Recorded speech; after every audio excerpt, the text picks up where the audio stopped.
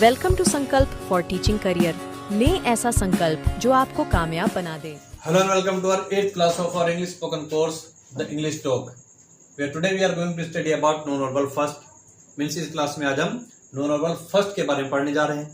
इस टॉपिक को स्टार्ट करने से पहले थोड़ा सा बैकग्राउंड में जाना जरूरी है। बैकग्राउंड मतलब कि हम ये जो इंग्लिश बोलना सीख रहे हैं इसका मेन तरीका क्या होगा, मतलब किस तरीके से हम इंग्लिश को जल्दी से जल्दी बोलना सीखेंगे। तो देखिए, सबसे पहला मेन फोकस हमारा ये है कि हम स्टार्ट करते हैं कि कोई भी लाइन को हम इंग्लिश बोलना चाहें तो बोलेंगे कैसे। एक लाइन की इंग्लिश कैसे बनाई जाती है, 1 से 4 लाइनों की इंग्लिश कैसे बनाई जाती है, 4 से 12 लाइनों की। तो 12 लाइनों की इंग्लिश बनाने का मतलब है कि आपको इंग्लिश बनाने का एक तरीका आ गया। इसको हमने स्टार्टिंग में क्यों सीखा, क्योंकि नॉर्मली कोई भी भाषा तब सीखी जाती है जब हम ज्यादा से ज्यादा उसको बोलने की प्रैक्टिस करें। ज्यादा इंस्टीट्यूट में अगर आप जाएंगे सीखने के लिए तो ज्यादातर बड़े बड़े इंस्टीट्यूट यही तैयारी करवाते हैं कि वो पहले दिन आपको ग्रुप में बिठा देंगे और फिर कोई ना कोई टॉपिक दे देंगे कि पहले दिन से ही बोलना स्टार्ट कीजिए, भले ही टूटी फूटी जैसी भी आती है वैसे इंग्लिश बोलते रहिए। तो मतलब जितना ज्यादा बोलोगे उतना ज्यादा इंग्लिश आप जल्दी सीखोगे। लेकिन समस्या यहाँ वहां आ जाती है कि जिन बच्चों को एक लाइन की इंग्लिश बनाना ही नहीं आता, वो बोलना चाहते तो हैं, बात हिंदी में आ रही है दिमाग में, लेकिन इंग्लिश में बोले कैसे, ये इंग्लिश निकल ही नहीं रही। तो उनको कैसे कह सकते हैं आपके डायरेक्ट बोलिए इंग्लिश, और फिर 4 लोगों के सामने और बिठा दिया जो दूसरे कोई अगर ठीक ठाक बोल रहे हैं तो पहले से कॉन्फिडेंस लो है कि एक इंग्लिश नहीं बन रही, फिर कोई और सामने वाला अच्छा बोल रहा है तो आप और घबरा जाओगे।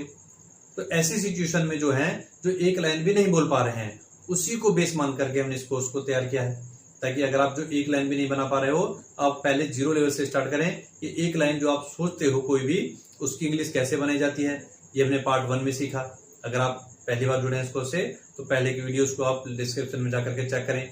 वहां पार्ट 1 में हमने पहले एक लाइन की इंग्लिश कैसे बनाई जाती है उसको सीखा। फिर एक लाइन जब बनानी अच्छे से आपको आ गई तो 1 से 4 लाइनें, मतलब एक अफर्मेटिव सेंटेंस होता है, एक नेगेटिव बोलने का तरीका होता है, एक सिंपल इंट्रोगेटिव, एक डिफिकल्ट इंट्रोगेटिव। तो एक ही बात को 4 तरीके से कहने के अलग अलग वे होते हैं। वो 4 तरीके हमने सीखे, मतलब 4 तरह के सेंटेंस। फिर वही 4 प्रेजेंट में करें या फिर उन्हीं 4 को पास्ट में बात करें या उन्हीं 4 को फ्यूचर में बात करें। तो ये हो गए 1 से सीधे 12 बनाना। तो इसका मतलब क्या है कि एक बात जो आप कहना चाहते हो वो चाहे 4 तरीकों से बोलो, चाहे पास्ट के 4 तरीके, चाहे फ्यूचर के 4 तरीके, मतलब आप एक ही बात को 12 अलग अलग अंदाज से बोल सकते हैं। ये अब तक के कोर्स में हमने सीखा। अगर आप पहली बार जुड़े हैं तो सारा आपको कोर्स फॉलो करना पड़ेगा, जिसमें आप इतनी लेवल, इतने 12 तरह के इंग्लिश बोलने के तरीके को पहले अच्छे से सीखेंगे, तभी आप आगे बढ़ पाएंगे।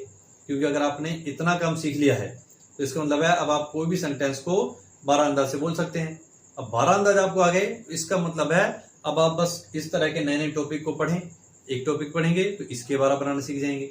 ऐसे अगला नॉन-वर्बल सेकंड पढ़ेंगे, एक ही टॉपिक समझना है, उसके 12 भी सीख जाएंगे। मतलब 12 और 12 24 तरह के सेंटेंस बनाना सीख गए।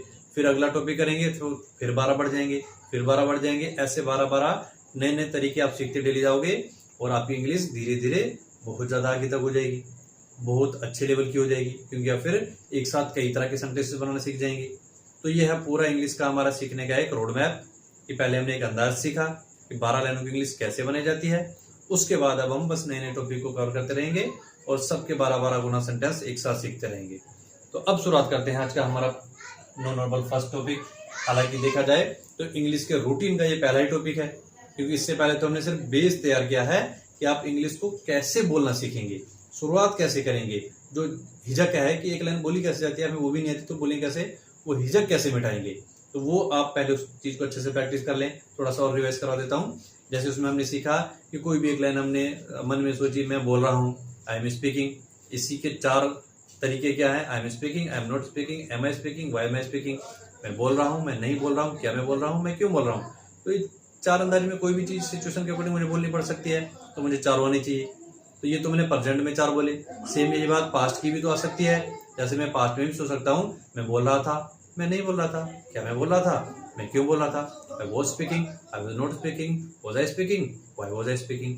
सेम ऐसी सिचुएशन मेरी फ्यूचर में भी तो हो सकती है। मैं बोल रहा हूँ, मैं नहीं बोल रहा हूँ, क्या मैं बोल रहा हूँ, मैं क्यों बोल रहा हूँ। तो इसकी इंग्लिश क्या होगी, I shall be speaking, I shall not be speaking, shall I be speaking, why shall I be speaking.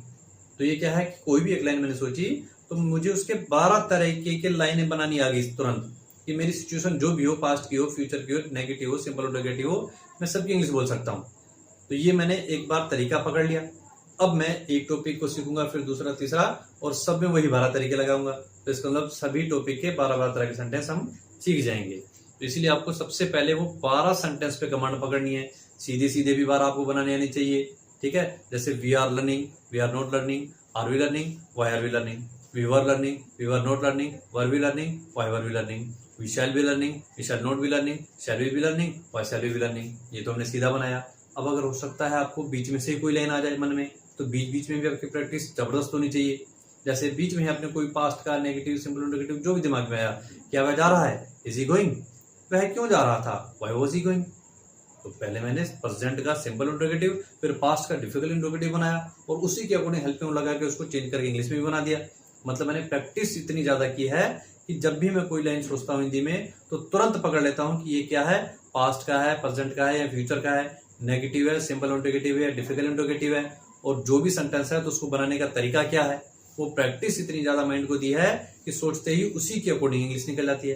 तो सेम काम आपको भी करना है कि कोई भी सेंटेंस सोचो, जल्दी जल्दी पहले सीधे सीधे 12 बनाओ, फिर उनको बीच बीच में से कोई भी सेंटेंस सोच के उसकी इंग्लिश बनाने की प्रैक्टिस करो।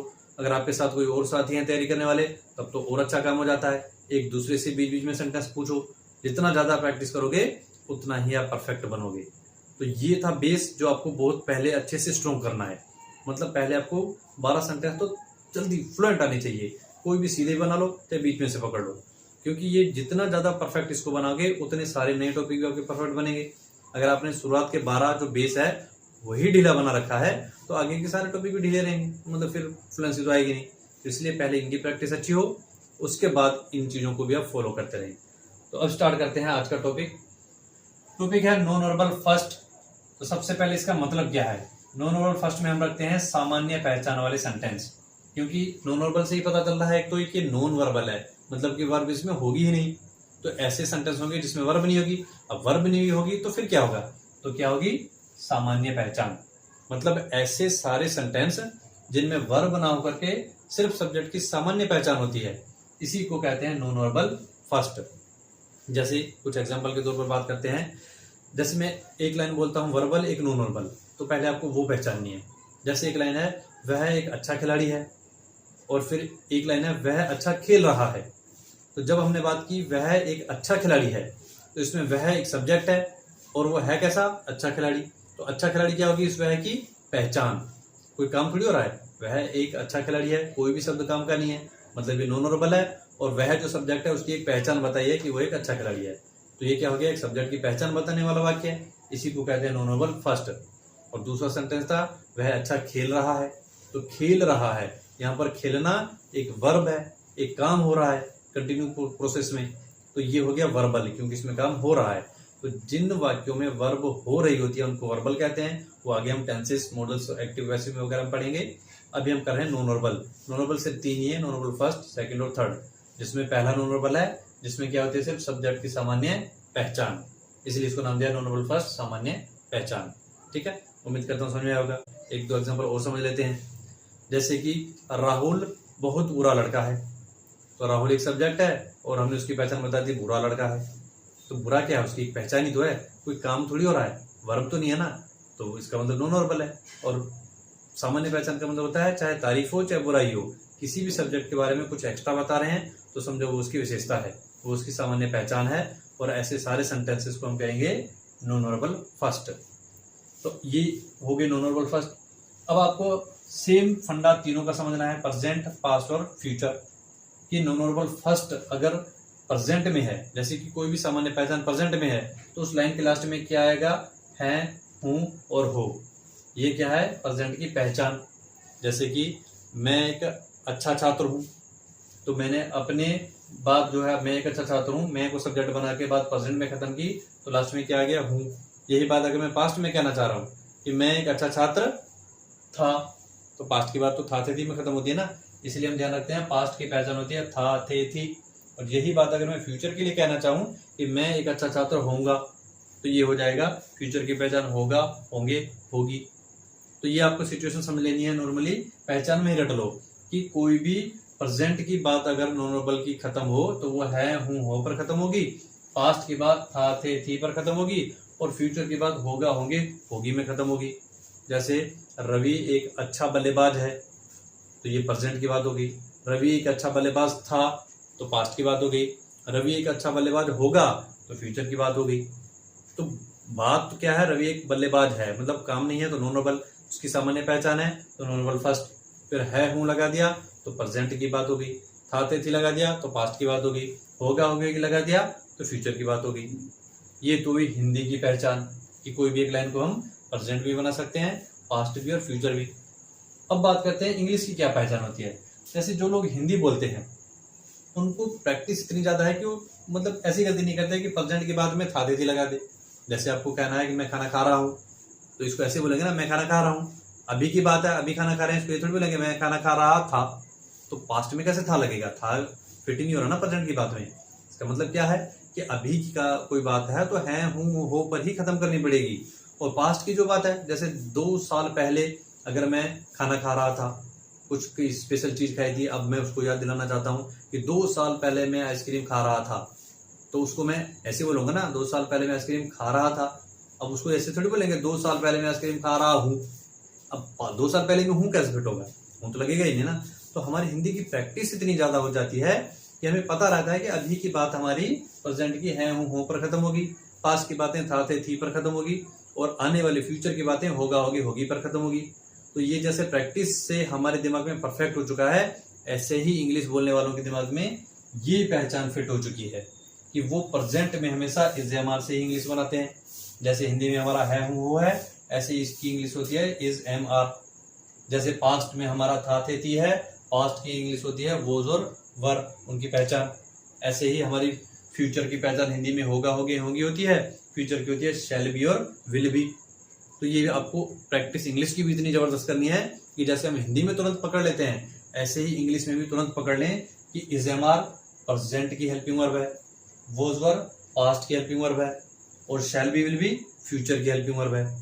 ठीक है, तो ये है एक छोटी सी टेबल जो आपको याद करनी है। समझो नॉन वर्बल हो गया खत्म, उसको मैं एक्सप्लेन कर रहा हूँ तो इसलिए थोड़ा समय ज्यादा लग रहा है। आपको ये पूरी टेबल इस हिसाब से याद रखनी है कि नॉन वर्बल फर्स्ट, इसका मतलब होता है सामान्य पहचान।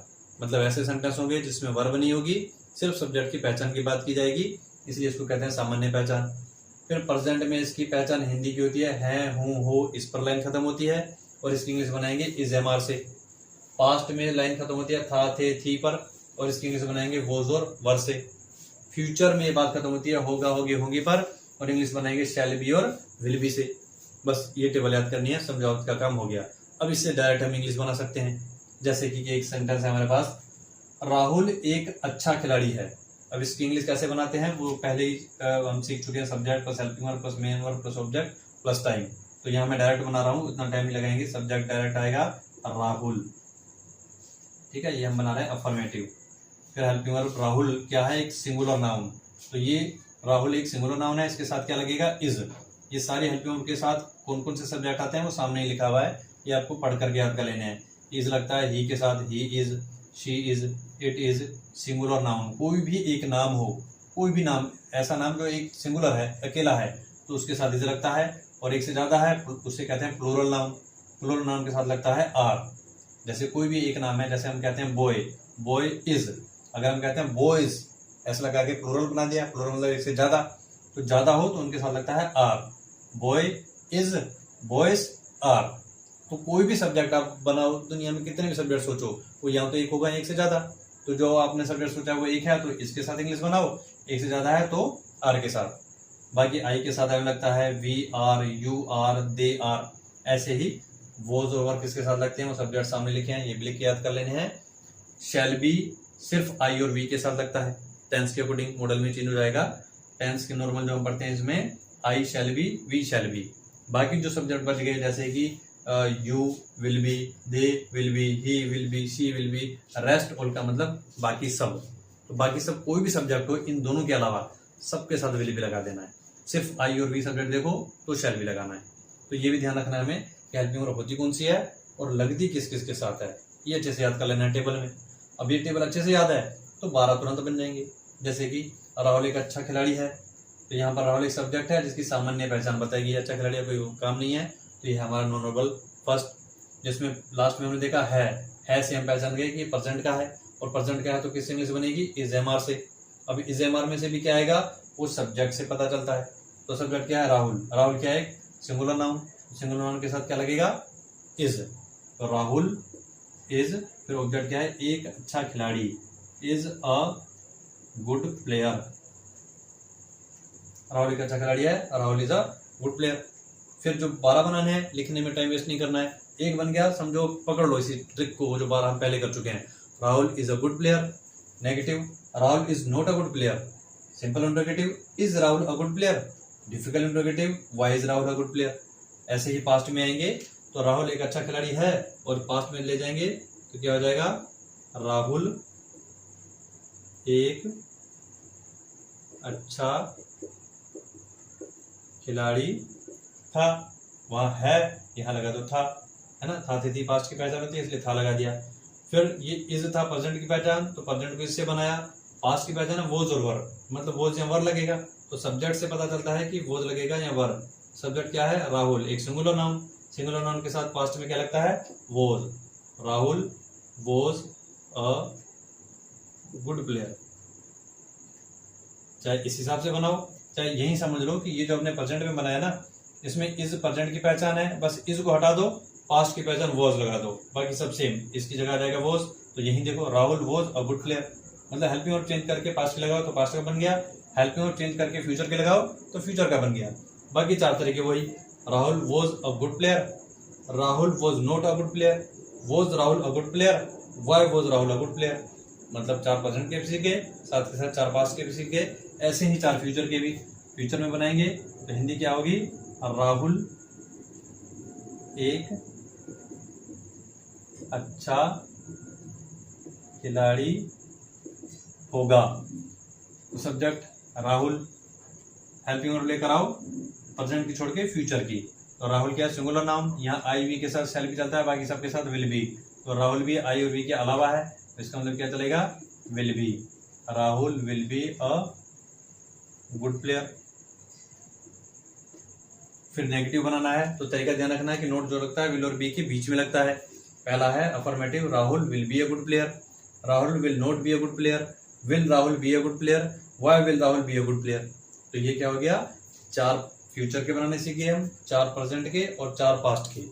बस हमने ये टेबल याद की है कि प्रेजेंट का जो भी सेंटेंस हो इज एमआर से बनाएंगे, पास्ट का जो भी सेंटेंस हो वॉज वर से बनाएंगे, फ्यूचर का जो भी सेंटेंस हो शैल बी विल बी से बनाएंगे। तो आपको ये अच्छे से टेबल रट लेनी है, फिर आप इस टेबल से सारे सेंटेंस बना सकते हैं। अब लास्ट में एक बार शॉर्ट में फिर रिवाइज करवा देता हूँ कि आपको करना क्या है। आपको सबसे पहले पता होना चाहिए नॉन वर्बल फर्स्ट का मतलब होता है सामान्य पहचान, मतलब कि ऐसे सेंटेंस जिसमें वर्ब नहीं होगी, सब्जेक्ट के बारे में सिर्फ पहचान, सब्जेक्ट के बारे में कुछ भी बताया जाएगा, चाहे वो अच्छा बताया जाए चाहे बुरा, वो उसकी पहचान होती है, तो इसको कहते हैं सामान्य पहचान। तो पहले ये पकड़ना है कि आपकी लाइनें बिना वर्ब वाली होनी चाहिए और सिर्फ सब्जेक्ट के बारे में कुछ भी कहा जाए, वो हो गया आपका नॉन वर्बल फर्स्ट। फिर वो बात प्रेजेंट पे खत्म हो रही है तो इज एमआर से इंग्लिश बनाओ। अगर वही बात आपकी था थी पास्ट पे खत्म हो रही है तो वोज और वर से इंग्लिश बनानी है। अगर आपकी वही नॉन वर्बल वाली बात होगा होगी मतलब फ्यूचर की पहचान पे खत्म हो रही है तो शैल बी और विल बी से इंग्लिश बनाएंगे। फिर आप सीधी पहले 12 बनाने की प्रैक्टिस करो, ठीक है। अभी जैसे एक तो मैंने बनाना सिखा दिया, अब आपको मैं 10 नेक्स्ट सेंटेंस दे रहा हूँ प्रैक्टिस के लिए। ये 10 सेंटेंस हैं जो आपकी स्क्रीन पर हैं, आपको इन सब के पहले सीधे 12 बनाने हैं। इनकी प्रैक्टिस कर लो और बार बार इनको बोलो। इनके अलावा कुछ अपनी तरफ से भी सोचो, उनको भी बनाओ, बार बार बोलो। जो जितनी ज्यादा प्रैक्टिस करेगा उतनी ही इंग्लिश आपकी अच्छी होगी। फिर इसके बाद एक और प्रैक्टिस आपको देता हूँ जिसमें बीच बीच में से कुछ सेंटेंस होंगे। ये 12 तो 10 तो सीधे बनाने हैं। अब इनके 12 में से बीच में कोई नेगेटिव हो गया, कोई पास्ट का सिंपल इंट्रोगेटिव हो गया, कोई फ्यूचर का डिफिकल्ट इंट्रोगेटिव हो गया, कोई अफर्मेटिव हो गया। इस तरह के कुछ सेंटेंस जो हैं ये इन 20 सेंटेंस की प्रैक्टिस में मिक्स हैं, जो आपको यहाँ से प्रैक्टिस करने हैं। अपनी कॉपी में नोट कर लें और सबकी इंग्लिश बनाएं। और ये जितने भी प्रैक्टिस वर्क आपको दिए जाते हैं इनको वीडियो को पॉज करके अपनी कॉपी में पहले सीधे सेंटेंस लिख लें और सारे सेंटेंस को लिखने के बाद इनकी इंग्लिश बनाने की जगह छोड़ें और वहां आप खुद इंग्लिश बनाएं। फिर इंग्लिश बनाने के बाद उनको प्रैक्टिस करें, पहले रिटर्न में पूरा पेज भरें, फिर उसके बाद बार बार इसको बोलने की प्रैक्टिस करें। और फिर जैसा कि मैंने कहा कि अगर कोई आपके साथ और साथी है प्रैक्टिस करने वाला या कोई नहीं है तो पकड़ के किसी को बिठा दो और अपने साथ तैयारी करवाओ तो ज्यादा बेटर रहेगा। कोई नहीं भी कर रहा है तो बीच बीच में से उनसे पूछ लो, उनको बोलो कि आपसे वो कोई नेगेटिव पूछ लें, बीच में से कोई सिंपल इंट्रोगेटिव पूछ लें, कोई मतलब बीच में से पूछ के आपकी स्पीड को, आपकी नॉलेज को, आपके टैलेंट को चेक करें कि आप कितना जल्दी पकड़ पा रहे हो। यही होड़ आपके मन में होनी चाहिए कि मुझे पहले सीधे सीधे 12 जल्दी बनाने हैं, फिर बीच में भी जो सेंटेंस है उसकी पकड़ भी मुझे मजबूत होनी चाहिए। इसमें भले एक एक सेंटेंस एक एक टॉपिक में 2-3 दिन लग जाए, कोई बात नहीं, लगने दो, लेकिन उसमें परफेक्ट हो जाओ आप, तो हर एक टॉपिक को करने में मजा आएगा, क्योंकि आप हर एक के 12-12 सेंटेंस को तुरंत सोच करके बोलने में लग जाओगे। लेकिन अगर आप सीधे सीधे आलसी लोगों की तरह फॉलो कर रहे हैं कोर्स को, कि जो एक टॉपिक पढ़ा, टेबल लिख ली, रट ली, 12 सेंटेंस लिख के बना के छोड़ दिए, प्रैक्टिस की ही नहीं, तो उससे कभी इंग्लिश नहीं आएगी आपको भले रूल याद हो, लेकिन कुछ टाइम बाद तो आप ये रूल भी भूल जाएंगे। लेकिन रूल याद भी हैं तो भी इंग्लिश नहीं बोल पाओगे। इंग्लिश वही बोल पाएगा जो इंग्लिश का कीड़ा बनेगा, जो एक चीज सीखी है उसको इतनी ज्यादा प्रैक्टिस करे कि मतलब खुद भी सोच लेना बीच में से कुछ तो तुरंत इंग्लिश आ जाए। तो ऐसी प्रैक्टिस करनी है, तभी जा करके आप हर एक टॉपिक को बहुत अच्छे से कवर कर पाएंगे। तो ये आज का टॉपिक यहाँ कंप्लीट होता है। उम्मीद करता हूँ वीडियो आपके लिए यूजफुल रहा होगा। वीडियो यूजफुल हो तो वीडियो को लाइक, शेयर और सब्सक्राइब कर दें, बेल को ऑल आइकन पर प्रेस कर लें। तो यहाँ खत्म करते हैं आज का वीडियो, मिलते हैं नेक्स्ट पार्ट में। Thanks for watching.